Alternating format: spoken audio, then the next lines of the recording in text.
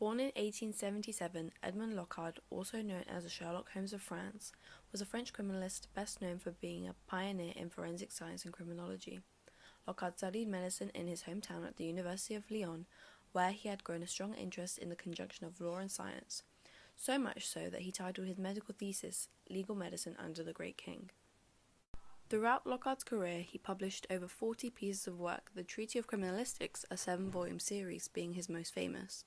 During the First World War, Locard was a medical examiner working with the French Secret Service, attempting to identify cause and location of death by examining the stains and damage of soldiers' and prisoners' uniforms.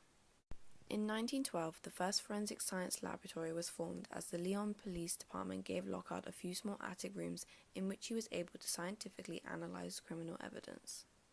Locard is well known for his advancements in the field of dactylography, which is the scientific study of fingerprints as a means of identification. Following the establishment of the lab in Lyon, he furthered his research by also developing poroscopy, a branch of study focused on analyzing fingerprint pores and the corresponding impressions they create. He proceeded to state that if there were 12 specific points of similarity between two fingerprints, it would be an adequate method for confirming identity.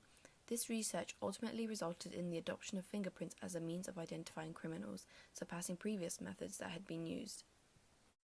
However, Locard's most contributing factor to forensics is his exchange principle, which states that when two objects come into contact with one another, each will take something from the other object or leave something behind.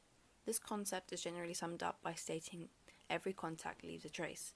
The logic behind this principle enables investigators to create connections between suspects to victims, to physical objects, and to crime scenes. Edmond Locard died in 1966. However, his exchange principle has been greatly influential in the study of forensic science and is frequently quoted to this day.